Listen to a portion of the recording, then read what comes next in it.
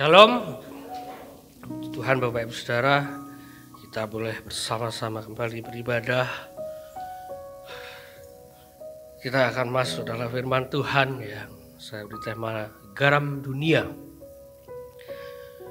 Bapak Ibu Saudara tentu sudah berulang kali mendengar tentang garam dunia ini.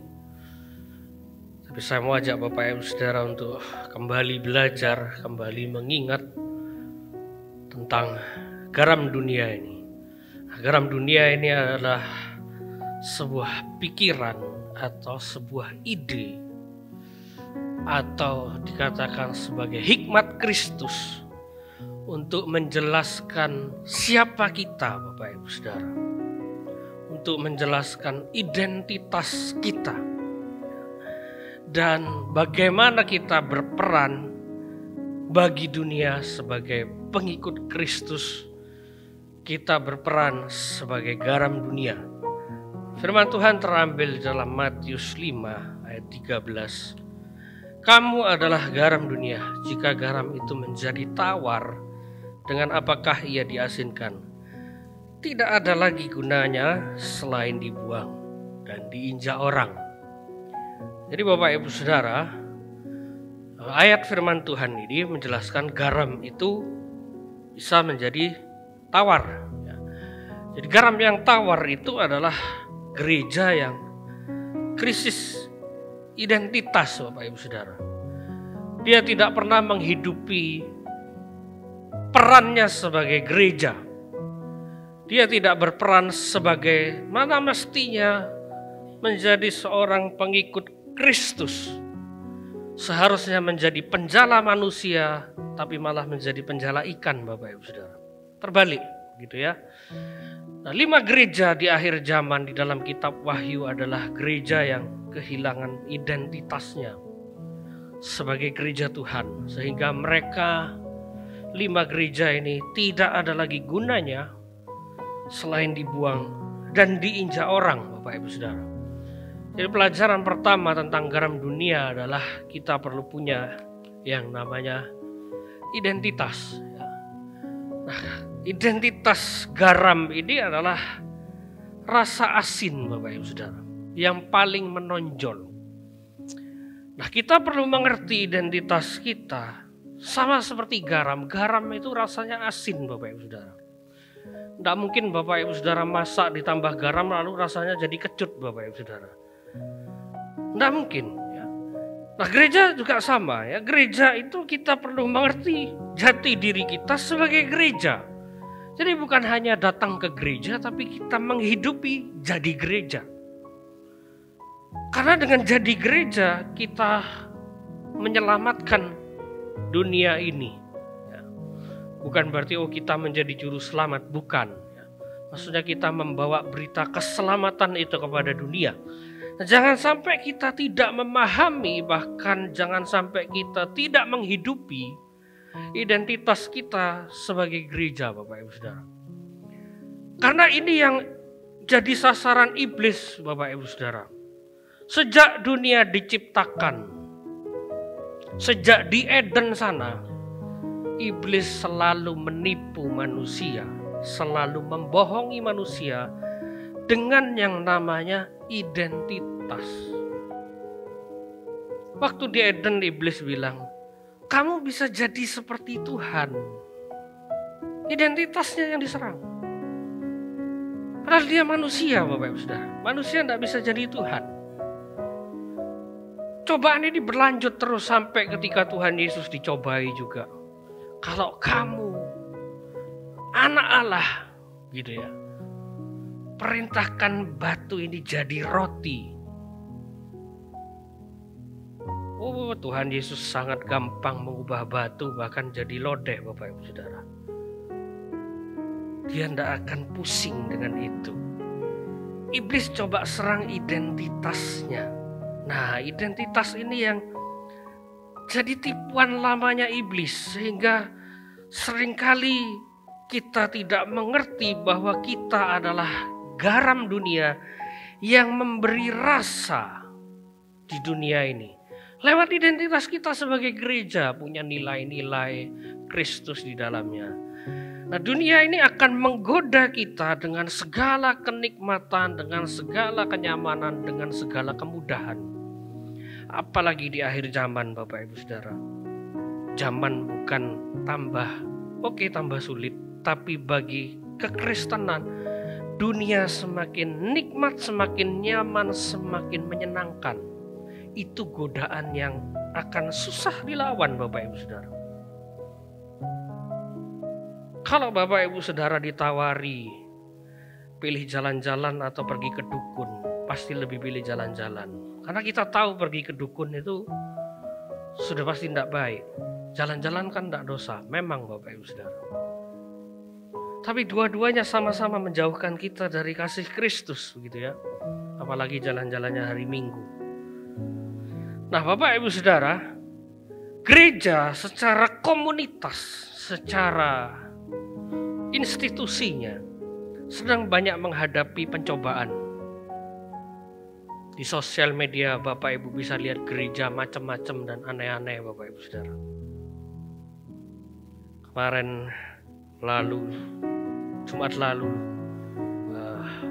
dan 2 minggu yang lalu di KDP itu banyak bicara soal pelayanan gereja yang aneh-aneh di gereja. Ada yang ke gereja, worship leadernya naik mobil mewah untuk masuk ke mimbar, Bapak Ibu Saudara.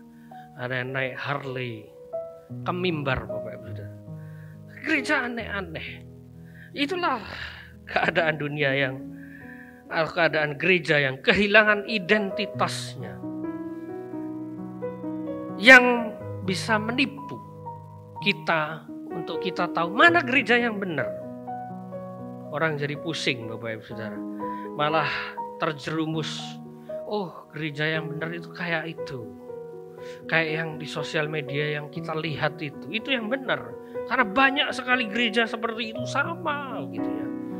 Akhirnya kita tidak lagi punya kiblat di dalam firman Tuhan, tapi kiblatnya adalah sosial media, dan itu celaka, Bapak Ibu Saudara. Karena kiblat kita satu-satunya bukan hadap barat, timur, utara. Bukan hadap Yerusalem, tapi hadap firman Tuhan. Nah, gereja secara pribadi juga sama. Mengalami pencobaan yang namanya identitas. Pasti bapak-bapak dulu yang pernah merokok pasti pernah mungkin dicobai. Kalau kamu gak merokok, kamu gak jantan. Padahal yang dikasih tahu itu seorang laki-laki tulen, Bapak Ibu Saudara. Nggak jantan dari mana? Begitu ya. Nggak jantan dari mana? Seringkali kita ditipu oleh tipuan lama iblis ini, dan kita nggak berani tolak, Bapak Ibu Saudara. Apalagi anak-anak remaja, ini yang lagi masa pencarian identitas, seringkali susah menolak godaan. Apalagi digoda oleh teman dekat yang sudah sangat baik, apalagi itu teman satu-satunya. Nah, ini bahaya, Bapak Ibu Saudara. Nah, harusnya kita berani menolak sama seperti Tuhan Yesus melawan pencobaan. Dengan firman Tuhan bahkan dia menang, Bapak Ibu Saudara. Nah, yang kedua adalah garam itu punya tujuan. Tuhan selalu menciptakan sesuatu pasti ada tujuannya. Termasuk seekor tikus yang seringkali kita takuti di rumah begitu ya. Ada tujuannya untuk mengurai makanan dan lain sebagainya. Garam juga punya tujuan. Saya tidak tahu Tuhan punya tujuan apa di dalam kehidupan pribadi Bapak Ibu Saudara. Tapi pastikan kita punya tujuan itu. Yang penting adalah bukan seperti apa tujuannya, tapi adalah kita punya tujuan itu. Karena tanpa tujuan, benda kalau diciptakan tanpa tujuan itu akan gampang disalahgunakan, akan gampang dirusak, dan orang tidak tahu bagaimana cara menggunakannya. Nah, di dalam firman Tuhan, Bapak Ibu Saudara, garam itu bisa kehilangan tujuan ketika garam itu menjadi tawar. Dia tidak ada lagi gunanya, dia tidak lagi ada manfaatnya, Bapak Ibu Saudara. Nah, garam yang tawar ini adalah garam yang kehilangan tujuan, yang tidak bisa digunakan. Tidak ada faedahnya Bapak Ibu Saudara. Mau dibuat apa? Tidak ada gunanya. Bahkan garam yang tawar itu tidak lebih baik daripada sampah. Sampah sekarang masih banyak gunanya. Bisa jadi paving block, bisa jadi aspal, bisa jadi bahan bangunan, bisa jadi bahan kerajinan. Tapi garam yang tawar, tidak ada orang mau beli Bapak Ibu Saudara. Ketika zaman Tuhan Yesus, garam yang tawar itu cuma dibuang di jalanan. Apa gunanya? Tidak ada gunanya. Tidak ada faedahnya Bapak Ibu Saudara.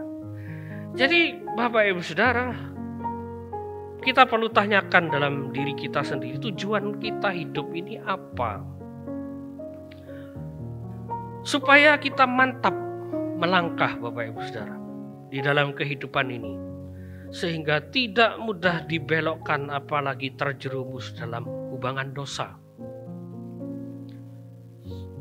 Saya mengajak Bapak Ibu Saudara untuk masuk dalam ilustrasi saya. Seandainya Bapak Ibu Saudara semua punya tiket pesawat. Hari ini punya tiket pesawat, kita akan pergi ke Jakarta. Karena ada mungkin salah satu jemaat menikah di situ. Kita semua punya tiket ke Jakarta. Lalu kita sampai di bandara, kita berangkat rombongan. Lalu di bandara itu biasa kan ada pengumuman. Ding dung gitu ya. Pesawat tujuan ke Amerika akan berangkat 5 menit lagi, misalnya gitu Bapak Ibu Saudara. Tentu kita, walaupun kita pengen ke Amerika Bapak Ibu Saudara, dengar pengumuman itu kita akan diem kan. Paling hanya kepingin aja, wah enak ya ke Amerika gitu ya. Kan kita tidak mungkin, oh aku tak ikut ke sana. Tidak mungkin Bapak Ibu Saudara. Terus kita pengen ke Bali. Ada pengumuman di situ pesawat ke Bali akan berangkat 15 menit lagi. Silakan naik ke pesawat. Tentu kita tidak akan naik. Karena kita tahu tujuan kita kemana. Nggak mungkin kita nyeleweng Bapak Ibu Saudara. Oh, karena aku pengen liburan, terus nikahan nanti aja. Ke Bali lebih menyenangkan. Memang Bapak Ibu Saudara. Sampai ketika Bapak Ibu Saudara naik akan diusir. Dan itu sebuah langkah yang pasti bisa dibilang orang ini orang baru pertama kali naik pesawat begitu ya. Kalau kita tahu tujuan kita, tidak mungkin kita terima tawaran orang lain Bapak Ibu Saudara. Karena tanpa tujuan hidup yang jelas dan pasti akan sangat menyesatkan. Karena semua tawaran akan menjadi tawaran yang baik. Termasuk menjadi garam yang tawar. Nangkap ya maksud saya Bapak Ibu Saudara. Kalau kita tidak punya tujuan hidup yang jelas dan pasti, semua tawaran akan jadi tawaran yang baik, termasuk tawaran menjadi garam yang tawar. Termasuk kita jadi orang duniawi yang sangat sekuler. Tidak ada lagi nilai-nilai Kristen di dalam kehidupan kita. Oh, itu akan sangat menarik Bapak Ibu Saudara. Dan kita tidak pusing dengan menjadi Kristen. Kemarin saya ke Surabaya ngobrol dengan salah seorang dari suatu lembaga Kristen Bapak Ibu Saudara. Dia cerita bahwa keadaan anak-anak muda di Indonesia hari ini itu susah diajak ke gereja Bapak Ibu Saudara, di kota-kota besar gitu ya. Lalu dia bilang itu sama dengan keadaan anak muda di Inggris 30 tahun yang lalu. Wah, berarti ada berita bagus dong, kita tidak perlu ngulangi kesalahan yang sama yang dilakukan oleh Inggris begitu ya. Ya, betul. Walaupun dalam satu sisi saya berpikir dalam hati, berarti kita ini ketinggalan 30 tahun. Tapi ada sisi yang bagus loh. Kita tidak perlu ulangi lagi kesalahan yang sama begitu ya. Anak-anak muda jadi tawar Bapak Ibu Saudara. Tidak mau lagi datang ke gereja, apalagi menjadi gereja begitu ya. Jadi Bapak Ibu Saudara, kita perlu punya tujuan yang jelas. Bapak Ibu kalau punya anak-anak remaja, pemuda, perlu diarahkan benar-benar. Mau kemana anak-anak ini? Karena kalau tidak mereka akan gampang sekali Bapak Ibu Saudara terseret arus dan gampang sekali mengatakan malas ke gereja, lagi capek begitu ya. Mereka dengan gampang menolak itu Bapak Ibu Saudara. Jadi Bapak Ibu Saudara perlu meyakinkan mereka, perlu mengarahkan mereka supaya mereka tahu kemana mereka pergi. Lalu yang berikutnya, garam itu punya nilai. Garam itu rasa asinnya itu abadi Bapak Ibu Saudara. Garam itu sebenarnya tidak bisa jadi tawar. Nah, kenapa bisa jadi tawar? Rasa asin di dalam garam itu akan hilang kalau garam ini terkontaminasi sama zat lain. Kalau tidak terkontaminasi, garam itu tetap asin. Pernah minum air laut rasanya kayak Coca-Cola Bapak Ibu Saudara? Tidak pernah. Walaupun panasnya bukan main, walaupun dinginnya kayak apa air laut itu, tetap asin Bapak Ibu Saudara. Rasa asin itu rasa yang abadi. Nah, garam yang punya rasa asin punya nilai jual Bapak Ibu Saudara. Tidak ada orang aku jual garam tawar. Tidak ada yang mau beli Bapak Ibu Saudara. Artinya garam itu harus benar-benar murni ciptaan Tuhan. Tidak boleh dikotori oleh apapun yang bisa merusak nilainya. Sehingga garam itu bisa punya nilai. Kalau garam ini dirusak jadi tawar, masuk nilai macam-macam, dia jadi tawar, dia tidak lagi punya nilai. Jadi garam itu harus murni dari Tuhan. Sama kita juga sama. Kita harus murni dari firman Tuhan, bukan dari luar Bapak Ibu Saudara. Kalau kita dibilang, kamu orang cerewet begitu Bapak Ibu Saudara, kita akan diam begitu ya. Tidak lagi banyak ngomong. Akhirnya orang jadi malas ngomong, karakternya jadi pendiam.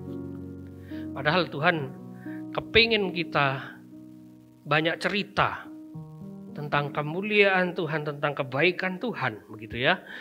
Nah, sehingga garam yang punya rasa asin saja yang bisa dijual. Yang tawar tidak bisa dijual, bahkan hanya diinjak-injak orang. Kita sudah ditebus dengan darah yang mahal sehingga kita punya nilai dan dikembalikan ke rancangan yang semula. Saya dulu pernah menyampaikan ilustrasi tentang uang. Masih ingat Bapak Ibu Saudara? Uang itu kalau nilainya 100.000, walaupun diremas-remas seperti apa, tetap 100.000. Diinjak-injak tetap 100.000. Diludahi tetap 100.000. Bahkan disobek, disolasi, masih laku Bapak Ibu Saudara. Kita sudah ditebus dengan darah yang mahal, menjadikan kita punya nilai. Kembali ke rancangan semula, dimurnikan seperti garam. Jangan malah dikotori dengan kata-kata orang lain. Dan itulah kita, otentik dari firman Tuhan. Karena kita sudah ditebus Bapak Ibu Saudara. Beberapa waktu lalu, saya pergi ke tempat servis jam tangan Bapak Ibu Saudara. Jadi saya punya jam tangan itu dikasih istri saya dulu. Harganya murah Bapak Ibu Saudara. Sangat murah sekali gitu ya. Lalu saya datang ke tempat servis jam tangan karena sudah lama tidak saya pakai begitu ya. Terus saya kemarin bongkar-bongkar rumah. Wah, ini kenangan begitu ya, ketika dulu masih pacaran. Saya mau perbaiki gitu kan, eman kalau dibuang. Walaupun dulu harganya nggak seberapa begitu ya. Lalu saya bawa ke tempat itu, lalu dia bilang, saya nggak bisa servis ini. Loh kenapa om begitu ya? Ini kamu barang Cina, barang palsu gitu ya. Ini coba saya buka nih, nggak ada isinya begitu ya. Wah, di situ sebenarnya saya kecewa begitu, kecewa karena bukan karena nilainya tapi kenangannya Bapak Ibu Saudara ya. Karena itu dibelikan oleh istri saya begitu ya. Ada memorinya begitu ya. Lalu saya bawa ke tempat servis lain, oh bisa begitu ya. Nah, memang barang itu palsu Bapak Ibu Saudara. Ya. Apa yang bisa kita pelajari di sini? Barang yang asli pasti punya tiruan. Tapi barang yang palsu tidak punya tiruannya. Tidak ada orang bikin barang palsu dari sesuatu yang palsu, betul? Selalu barang yang asli pasti ada tiruannya.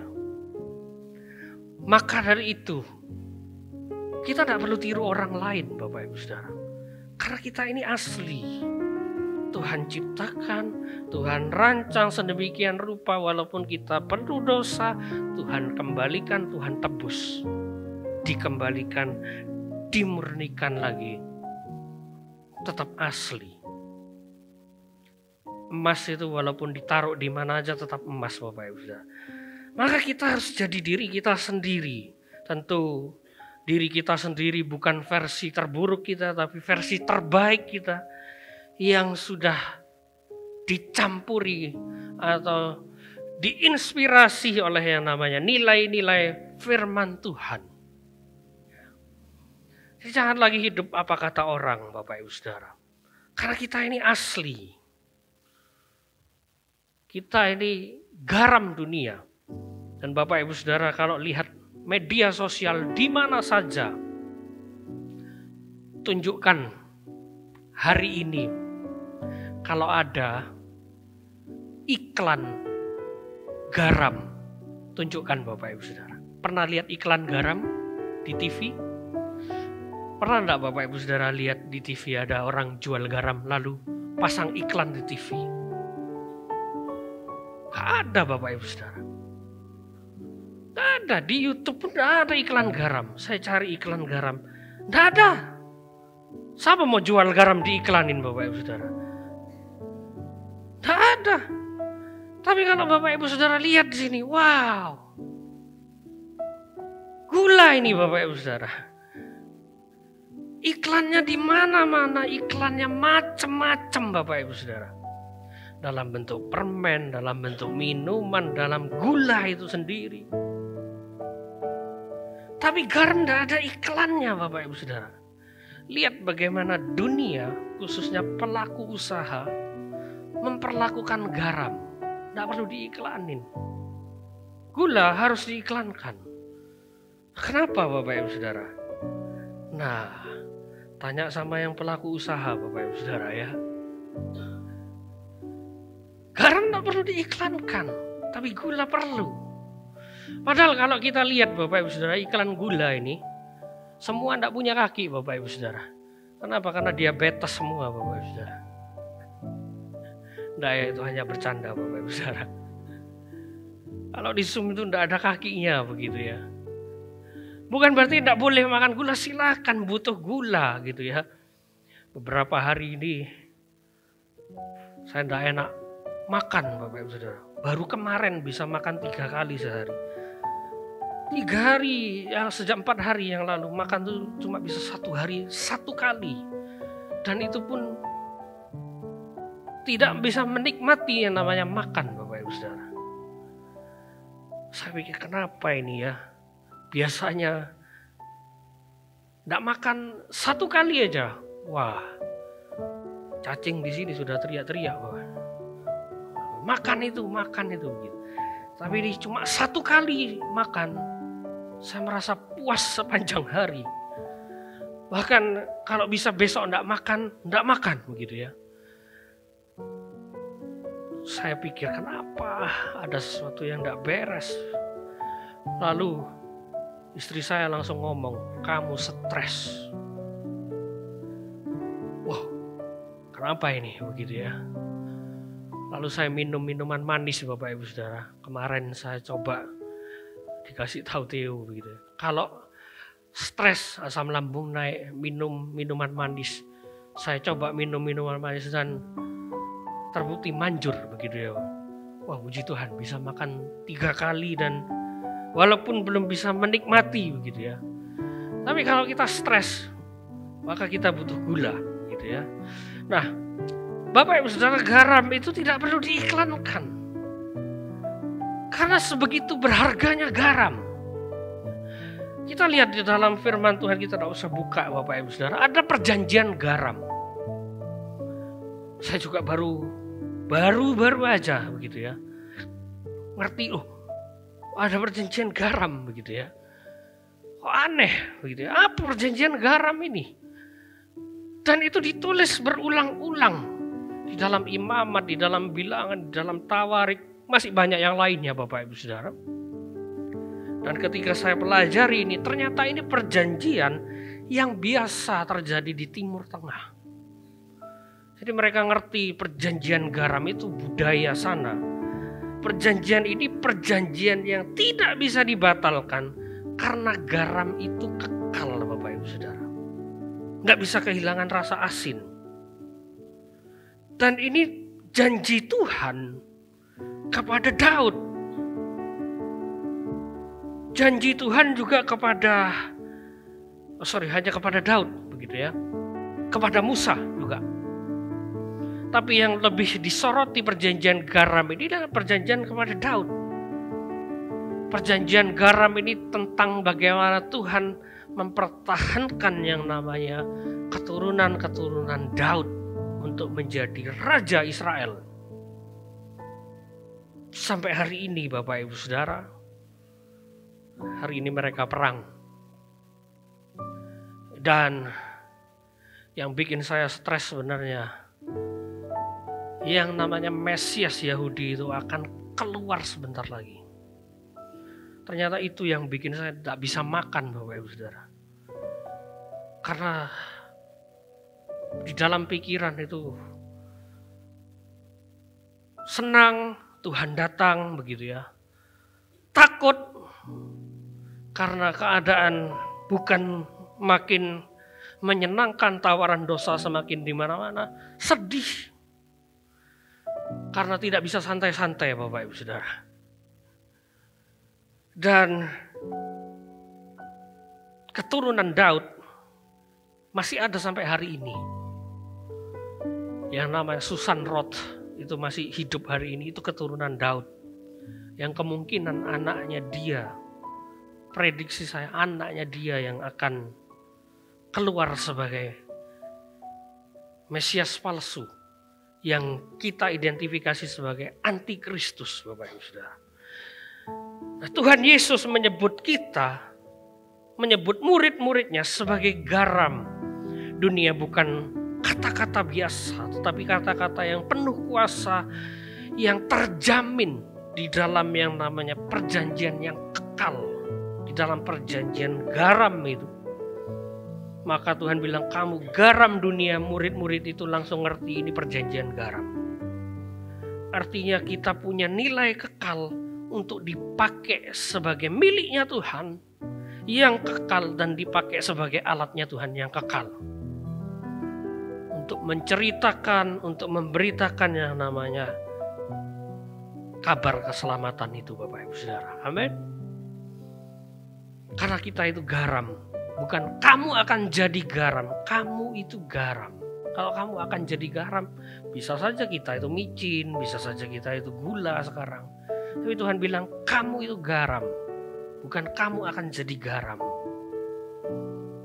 Jadi itu identitas kita sebagai garam untuk beritakan kebenaran firman Tuhan. Nah, Bapak Ibu Saudara, garam itu sama kayak tuyul Bapak Ibu Saudara.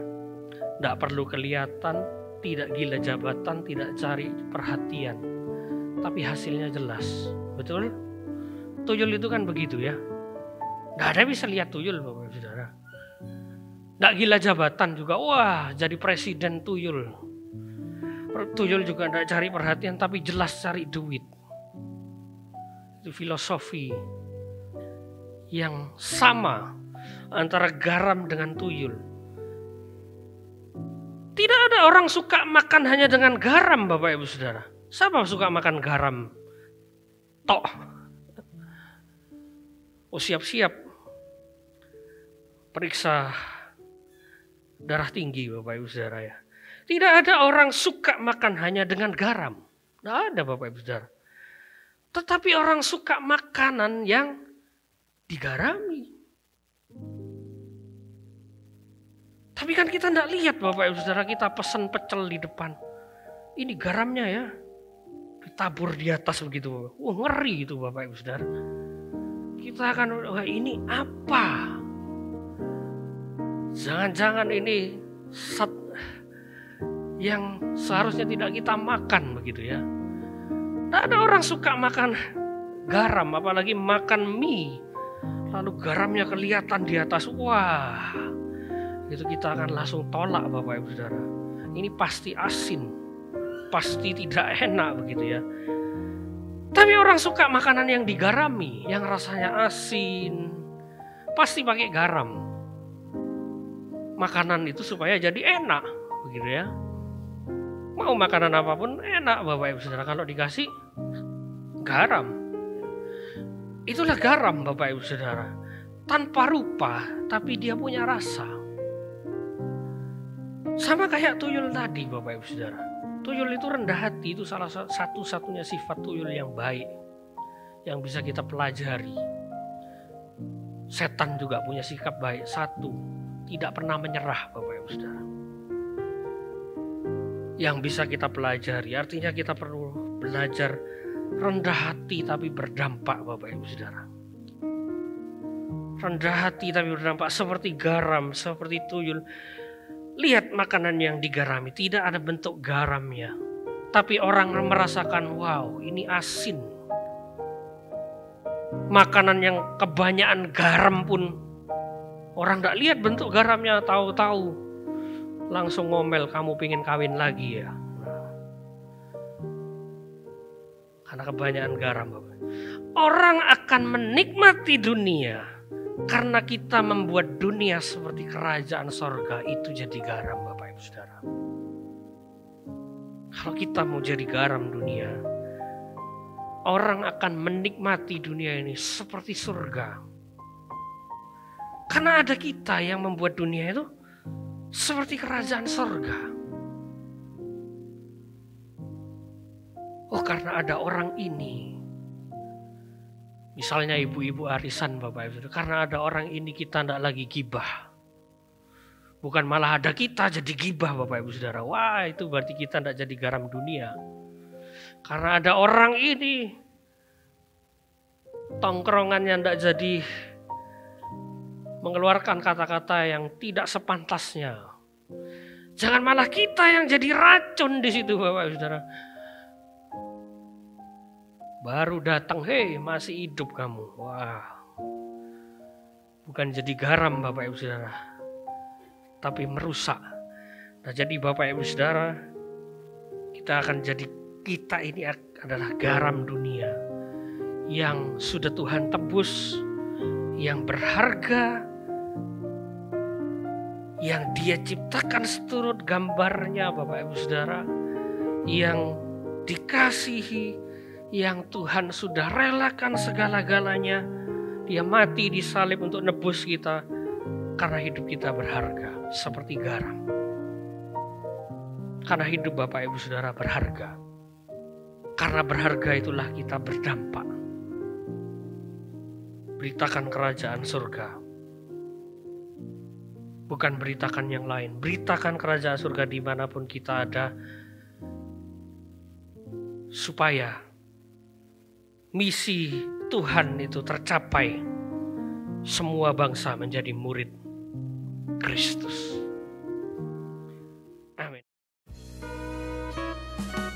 Warta Jemaat, Mari seluruh jemaat bergabung dalam komunitas sel untuk bertumbuh bersama-sama, belajar dan saling berbagi. Untuk penempatan komsel dapat menghubungi Bapak Gembala. Ibadah wanita hari Rabu pukul 5 sore di gereja. Ibadah doa dan komunitas doa pelayan Tuhan hari Jumat pukul 6 sore. Ibadah raya pertama pukul setengah 7 pagi, sekolah minggu dan remaja, pukul setengah 9 pagi. Ibadah raya kedua pukul 4 sore. Selamat ulang tahun kepada jemaat yang berulang tahun dalam minggu ini, kiranya Tuhan memberi kesehatan, kedewasaan rohani, berkat dan damai sejahtera. Pendalaman Alkitab hari Senin pukul 5 sore, mari jemaat dapat hadir untuk belajar, menambah pengetahuan, dan memperdalam iman. Sampai jumpa hari Senin. Selasa, 29 Oktober akan diadakan Fellowship WBIS Wilayah 4 di GBIS Besuki, berangkat pukul 2 siang. Tuhan Yesus memberkati.